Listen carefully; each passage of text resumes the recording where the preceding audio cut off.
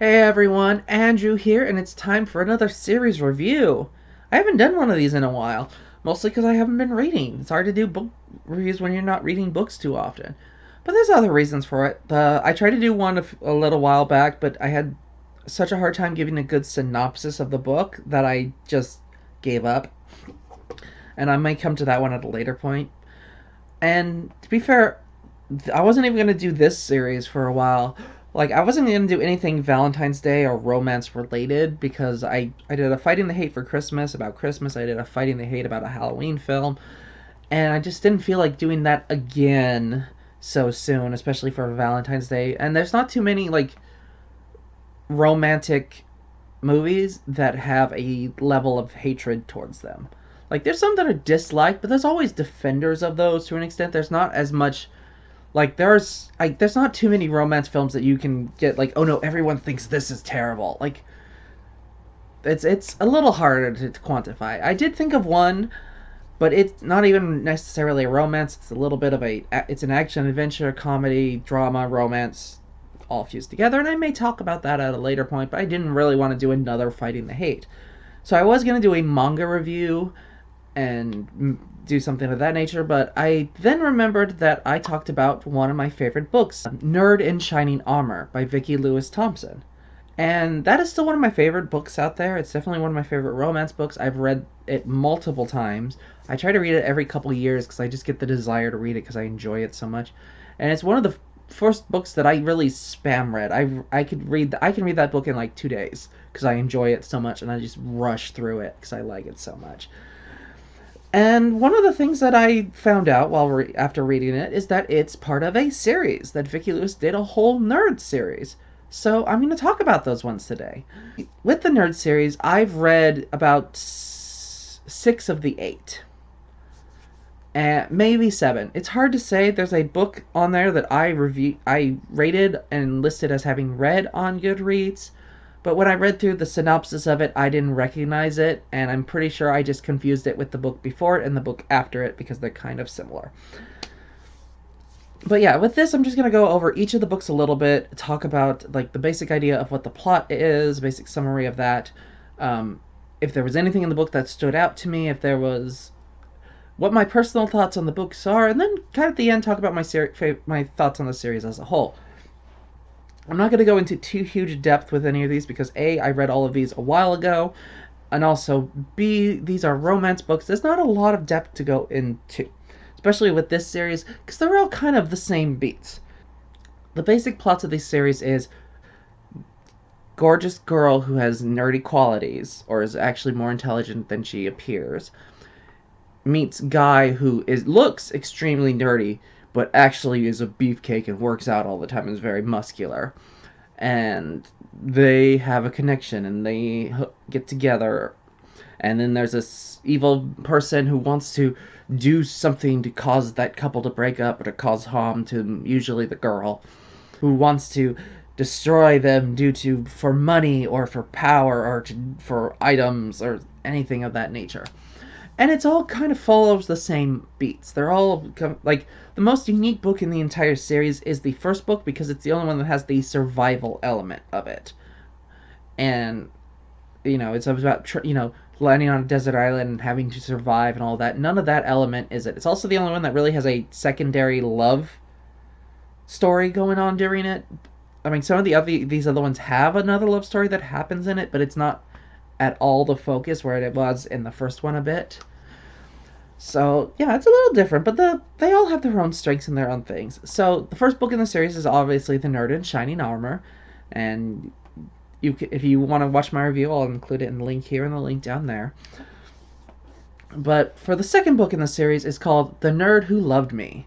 This follows a woman named Lainey Terrell, and she is a Las Vegas showgirl. She's also a single mother to a very intelligent 4-year-old, and she's been basically in hiding from her ex-boyfriend who had a temper. And she's been trying to find someone who can babysit her kid and put up with him and deal with him, even though with his enhanced intelligence causing trouble. So she ends up roping in this accountant at the casino to help her, whose name is Harry Aberster. And he agrees to this because he is a major crush on Lainey, and like is a little hesitant to do babysitting as part of it, but will do anything to get closer to the girl he has a crush on. He and the kid actually get along really well. He's really receptive to the kid and helps the kid think things through. When she returns home one night and he's about to get taken over, they hear a knock on the door, and it's someone looking for Lainey and the kid, and they are like, and he tries to start breaking down the door. So they escape out the back door and go on the run. Harry takes them to his mother's nursing home. And his mom is living with this older gentleman who he thinks was with the mob, because he comes off as a very mobster in his look. Turns out he was a bodyguard for like those people, but he was never part of that and wants nothing to do with it. However, he does like the dangerous reputation that comes with that association. So they talk to the mom, and it's decided that Harry's mom will take, and the older gentleman will take care of the kid.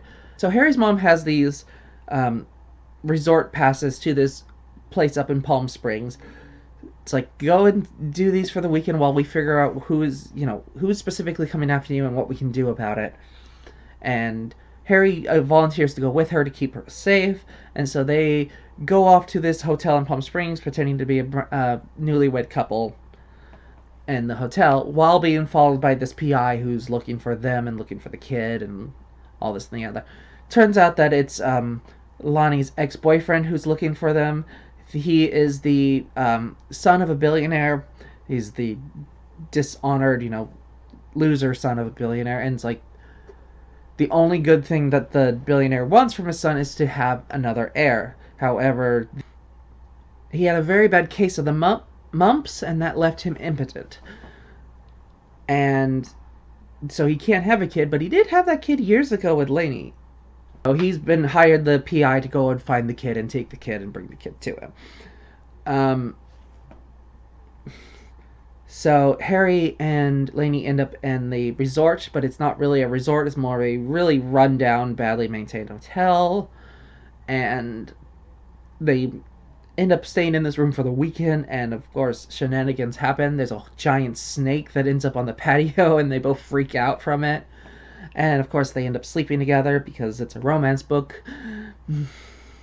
And yeah, eventually, the bad guy gets the kid and is trying to do this, that, and the other, and it all ends up getting resolved in a happily ever after type thing, of course. But yeah, that's the basic plot of this one. I actually like this one a lot. It's got a really good characters in it. I like Lainey. She's one of the more human of these characters that kind of come off. She's not a secret genius, which they try to make some of the others into. Like, she's just a single working mom who is really cares about her kid and wants to take care of her kid, but she feels like a very realistic person.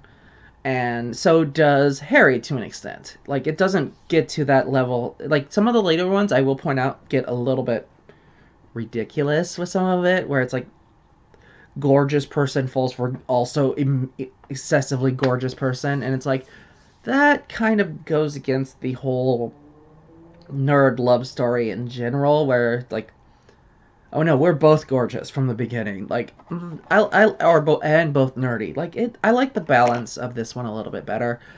But I really liked that. I really liked the side characters. Like, the bodyguard boyfriend of the mom was really interesting, and like his finding out about him was kind of cool. It was really well written, has some really good comedy, really good interesting story. The villain is a good level of detestable. It's really easy to hate him. And it's an enjoyable story. I enjoyed it quite a bit. Moving on to book 3, Nerd Gone Wild. This one follows a woman named Allie Jarrett. Her grandmother has just passed away, and she has inherited all of that fortune. Along with her grandmother's personal assistant is a man named Mitchell Connors, and he is extremely overprotective, extremely nerdy. And Allie doesn't really care about the fortune too much, but it does give her the chance to do what she's always wanted to do, which is to take off into the wilds of Alaska and become a nature photographer. She buys a really nice camera, she goes off to Alaska, and Mitchell follows her, of course. and they end up in this hotel, and they just spend the whole time bickering for the whole book, basically. Mitchell turns out that he is not this nerdy person that he is shown off as. He is actually a PI and a bodyguard, and he was hired by the grandmother to protect Allie because the grandmother was worried about her nephew, who believes he deserves the fortune, causing trouble.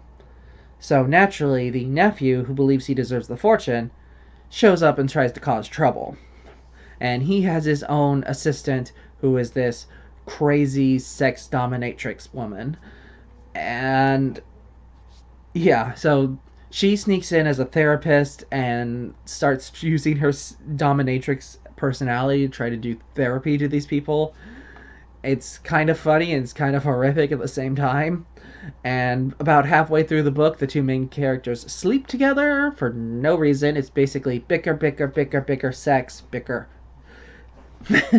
And yeah, this for me is the weakest of the entire series. It's honestly the weakest of this author, and it's not like it's necessarily terrible. It's just the two main characters butt heads so hard, and you don't really get the underlying romance or attraction underneath it. It has its moments, like everything with the insane secretary dominatrix woman is hilarious and fun. But honestly, at a certain point, she takes over, and the whole story falls apart. But I'm like, there's some stuff to like about this. I kind of like the setting. I liked the fact that Mitchell is a person who had been a nerd in high school, and he didn't want to be a nerd anymore, so in college he bulked up and became a fighter and became muscular and became a PI.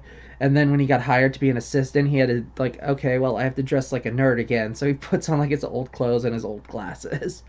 And it's like, now I'm nerdy. And I'm like, yeah, but you're also still built like a brick house. Like, it's just, yeah, it's not awful, but it's not that much fun either. Moving on to book 4, Gone with the Nerd. Now, this is the one I'm not 100% certain if I've read it or not. Like I said, I had it rated on Goodreads, and I had marked as read. I know I own the book because I recognize this cover, but I don't recognize the plot at all, and so either I didn't read it at all, which is entirely possible, or it's the most forgettable of the entire series. It doesn't help that this plot feels like a fusion of the 3rd book and also a fusion of the 5th book. Basically, the plot is this: a woman named Zoe, who is a hot movie star, doesn't want to be the hot bombshell anymore. So she decides that she's going to be a chemist and starts working on a drug that will combine with weight loss with sexual potency and anti-aging. And I'm like, just reading that, I'm going, so she's insane. Like, we don't even have a pill that does good weight loss, sexual potency, or anti-aging by themselves, and you want to build an Uber pill that does them all extremely well? Okay. It's like, this is the perfect pill, it'll do all 3. Like, that sounds like it would have so many negative effects to your body. Like, yes, it's anti-aging, and sexual potency, and weight loss, but you will throw up your liver. And she ends up hooking up with her hot, nerdy lawyer named Flynn. And the only thing kind of interesting from the sounds of it is that Flynn has a girlfriend in this, which is not in any of the other ones. And his girlfriend is a Harvard professor. But apparently feels the need to cheat on her, I guess. I don't know. I don't remember / haven't read. I don't know. It sounds nuts. It sounds weird. And I'm kind of for it, and I'm kind of not. I'm not sure. Anyway, moving on to book 5. So book 5 is Talk Nerdy to Me. And this one is about Eve Dupree. And Eve Dupree is a fashion model who was tired of being labeled the pretty one. So she decides that she's going to give up modeling, and she's going to buy a house, and she's going to use her mind, her intelligent mind, to build a hovercraft and become an inventor. And she has a small fire breakout, and she's rescued by the next door neighbor named Charlie Shepard. And she explains to him what she's doing and what she's building, and he's like, oh, I can help with that. I work at the local dam. I'm an engineer. How about I help you with this? And so they start working together to build this hovercraft. But Eve starts getting these letters of blackmailing her, trying to blackmail her and get money and this, that, and the other. And we then meet her brother, who's a very sketchy individual, and I will leave that at that. And yeah, so this one falls a little bit into the kind of ridiculous side of it. Like, so you have Eve, who is literally a fashion model, could have been a supermodel from what I remember, and she's like gives that all up because she's also a super genius and wants to build a hovercraft. And it's like, I'm not saying that there are not attractive people who are also highly intelligent. No, I'm not saying that. It's just this one feels a bit off because, in all of the other ones, the lead woman, with the exception of the one I can't remember having read, the lead woman was a relatively normal woman. Like, they weren't ridiculous. Like, it's like they were attractive women, but not, supermodel type of thing. But this one, it's like, not only is she a supermodel, she's also a super genius who builds a hovercraft that works. Spoiler alert.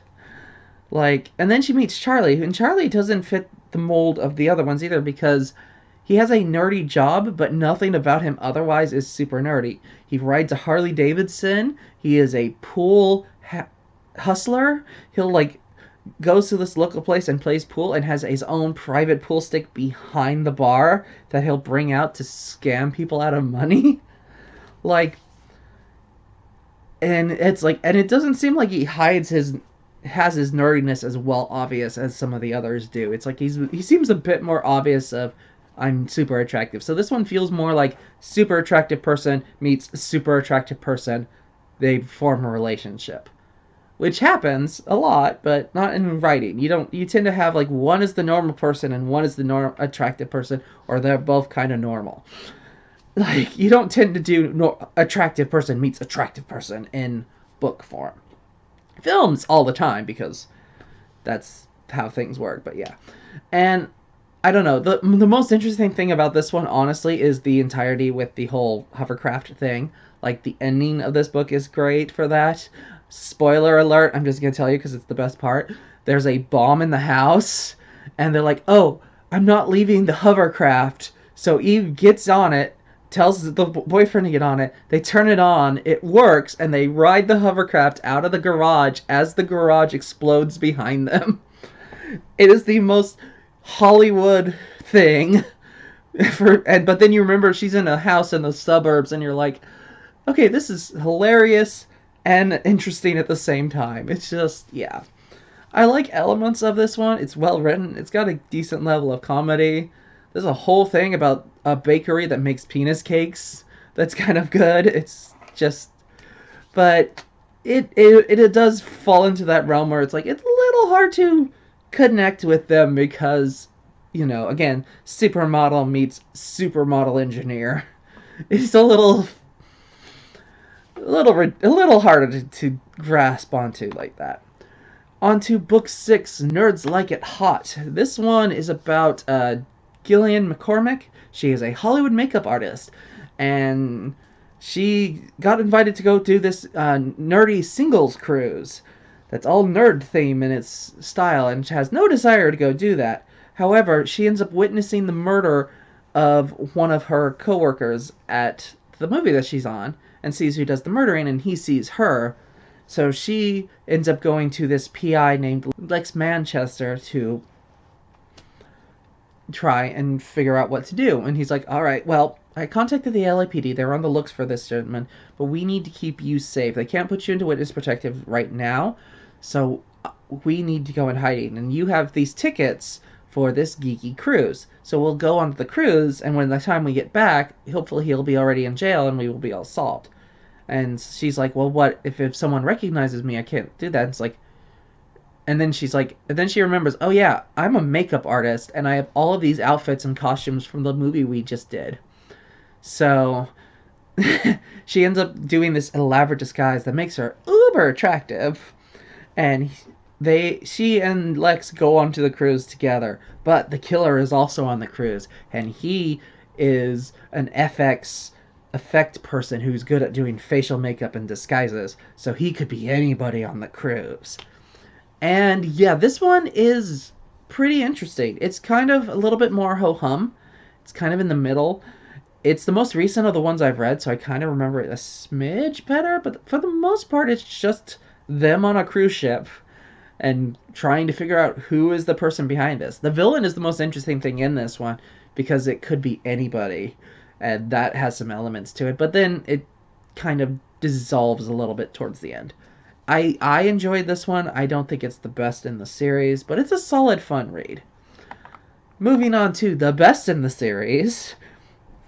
Number 7, My Nerdy Valentine. And no, I legitimately think this is one of the best in the series. After the first one, this one's my second favorite. So this one is about a aspiring psychologist named Amanda Rakowski, and she is working to get certified as a psychologist. She's studying, going to school. She's also a bartender at night at this nerdy themed bar, but also is an intern for a therapist. And she ended up getting this uber crazed sex therapist who completely doesn't mesh with Amanda's personality and her shyer, more quiet nature. So she's the kind of girl who would blush walking next to an adult bookstore. Meanwhile, her boss is sending her into adult bookstores to buy more toys that she can use with her clients. And no, she's not a sex worker, no matter how I said that. Anyway, so one of the days, as she's going up to the office, she's in the elevator with this stockbroker from another floor named William Sloan. And he is immediately attracted to her and starts flirting with her and tries to get her number, but she turns him down and says no. Later on, she gets a Valentine's card, and the message inside of it is extremely sinister and disconcerting. And she assumes that William is the one who wrote this. So she goes up to his floor to confront him and talk to him, and he's like, no, I've never sent you that. And she's like, well, prove it to me. You need to prove to me that this isn't you. And the message in the Valentine's Day was typed out on paper. So William prints the last thing he printed for work and shows it to her, and the difference in the writing. Basically, because William had a very strict grammar teacher in school, he hates grammar and capitalizing on things. So he writes every letter in full caps all the time, which I don't know if you could get away with that in reality. Like, every single one of your coworkers would be like, okay, why is this stock message to me yelling at me? Why is everything screaming? Why is it in all caps? But it's also the thing of, like, it's a small thing and you could see it somewhat working. But I just always thought that was kind of weird. So, and she believes him. Like, it's not like he just faked this message or anything, like, or couldn't turn it off at some point. So, he wants to protect her and keep her safe. So he's like, okay, well, what if we pretend to be a couple and we dissuade this person and I can keep an eye on you? And she reluctantly agrees, meets her at her bar at the end of the night, and they pretend that they're on dates and things of that nature. The person who sent the Valentines is one of the clients of her sex therapist. He goes there with his wife, who spends all the time talking about all the stuff that her husband doesn't do and how she's unsatisfied, this, that, and the other, and he spends the whole time imagining a relationship with Amanda. And he immediately knows that they are not a couple when they sees them together and that they're pretending to be a couple. But he takes it as, oh, this guy is trying to manipulate poor innocent Amanda, and I cannot have that. So he starts going after William in a very threatening kind of way. And yeah, it ends up getting to the point where William and Amanda end up having to stay together over the weekend to keep her safe. And of course it leads to sex, because her romance book. And they start developing real deep feelings for each other. And it's just, honestly, like, no, this is legitimately one of my favorites of the entire series. It's like, it's right behind the first book. It's got a lot of good humor in this one. The humor in this one is great. Like, everything with the sex therapist is hilarious. She's just so ridiculously over the top. And she ends up hooking up with someone else in the end of the story, and he's like the most mundane person. And that's what she likes about him. She's like, I'm so sex driven and all this stuff, and he just doesn't care. He just wants to talk with me. It's the best. I'm like, oh, okay.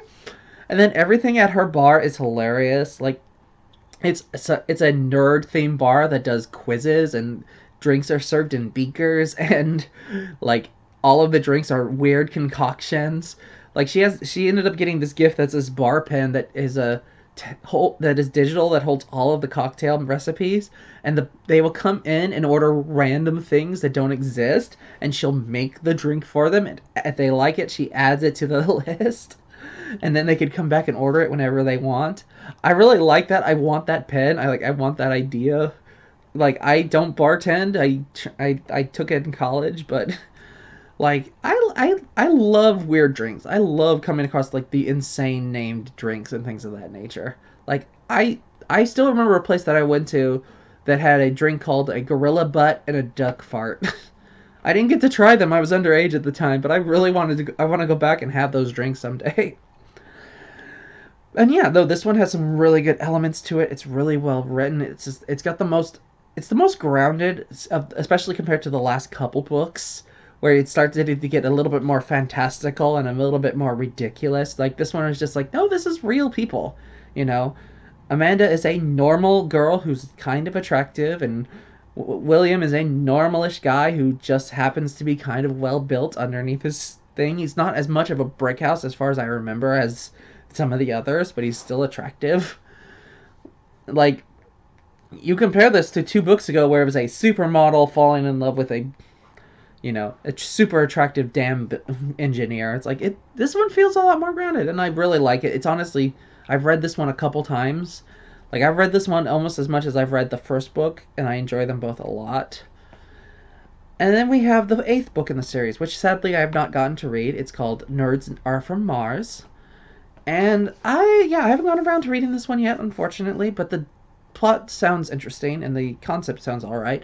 Basically, it's about a man named Nolan Bradbury, who was an uber nerd in high school, and he had a crush on the popular girl named Darcy, and basically nothing came of it. And then he grew up to become a very talented astrophysicist, and is leading the plan to colonize Mars. And she shows up again, and it turns out that she had a crush on him in high school because he was so brave and so willing to be himself that she liked that part about him.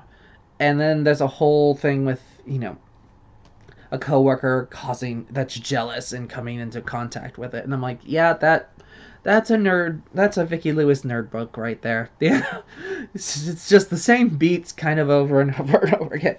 But this one kind of sounds interesting. It kind of sounds fun. It feels a little bit, sounds a bit more grounded than some of the ones in the middle. But who knows?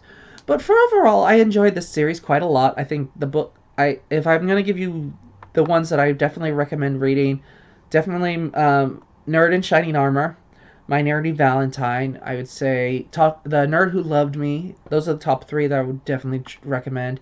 If you like the series after that, I'd say Talk Nerdy to Me is pretty good. Nerds Like It Hot. And yeah, I would probably skip Nerds Gone Wild, but if you want to give that one a try, give it a lot. I enjoy the series overall. There's not any of them that I give a really hatred of. Like, even Nerds Gone Wild, like, I don't like it, but it's not that bad. I read the whole thing, and I enjoyed parts of it, so it's not terrible. But overall, I enjoyed the series a lot. But what do you all think? Let me know in the comments below. Did you like this series? Do you hate this series? Did you never heard of this series? Probably most of you have never heard of the series. Does any of this sound good? Have you read Nerd Gone Wild, and is that your favorite, and why is that? Let me know. I'll see you all next time. Happy watching, happy reading. Talk to you later. Bye.